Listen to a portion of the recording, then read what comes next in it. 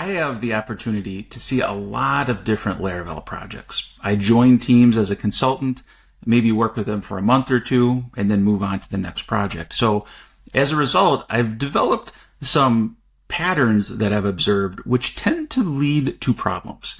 So you might call these code smells. I see something and it immediately perks my interest and makes me want to dig deeper and figure out, why is this code the way it is? So for example, if we look at this test that I have up here, in the middle of this very normal API test, there's this one line here to sleep for 3 seconds. No comment, no explanation. Why is that sitting in the middle of this test? To me, that's a code smell. So why might a dev do this? I'm guessing, but maybe this test was flaky. Maybe in some scenarios, maybe 2% of the time, it would fail.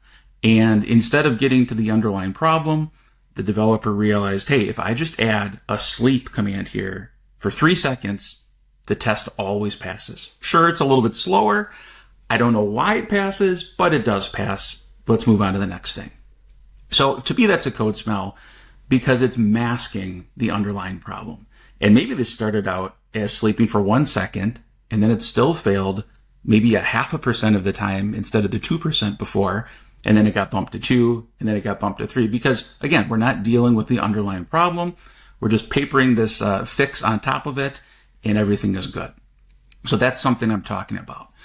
But this is an interesting opportunity to think a little bit deeper. So for example, is sleep in code, or maybe even specifically in a test, always a bad thing? You know, developers like to always answer questions with, well, it depends. But there's truth in that. And I want to show a counter example where you might want to use sleep in a test, and it's not a code smell. It's actually solving a real problem. And how you can do it in a way that communicates the reason to the next developer, maybe me, that looks at your code. So let's switch over to this other test. And this particular test, just to set a little bit of context, is talking to the Stripe API. Generally, when I organize my feature tests, I will mock anything that needs to talk to the outside world. But because you do eventually need to talk to the outside world, I'll have a separate, much smaller test suite called external, right? So maybe this is my feature test suite, and then I have an external test suite where I will make real calls to a real API. And Stripe gives you a nice sandbox, so that's very easy to do. So this particular test is trying to confirm what happens when a promo code expires.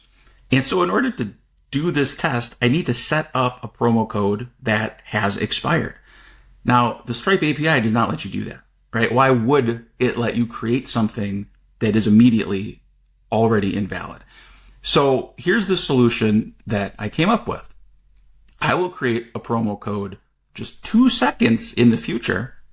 Then in my test, I'll just sit back and wait. I'll sleep for 3 seconds. Nice little nap. Then I can go on with the rest of my test assertions. So because there's no other way to do this, the Stripe API does not let me do this. This is the best solution I came up with to do it. But notice how we're communicating in these comments. There's just 2 comments here. So there's one very small inline comment paired with this one immediately instructs whoever's reading this code in the future, oh, here's why we're using sleep. Ah, that makes sense. So if I'm scanning a code base, joining it for the first time, my eye might get drawn to that sleep as a code smell. But then when I just read those 2 comments, oh, that makes sense. And I move on. No, I might give it an extra thought, like, is there another way to do that? If you have one for the way by this, put it in the comments. I'd love to know. But that sort of helps the next developer coming along. You anticipate the questions they might have. Try to answer them in the comments. Keep the comments brief. We don't need a whole wall of text. But it'll make your code a lot nicer for somebody like me joining the project later, wanting to understand why would you put a sleep in a test.